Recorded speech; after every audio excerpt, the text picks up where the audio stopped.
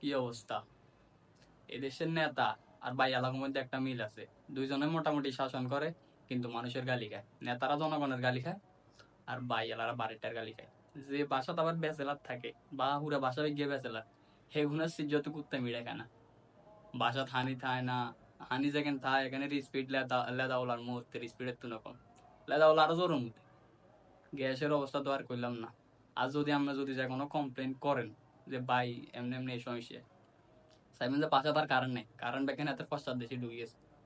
এই হচ্ছে অবস্থা। ঢাকা শহরে মানে বেচেলারে তো কোনো খানা নাই।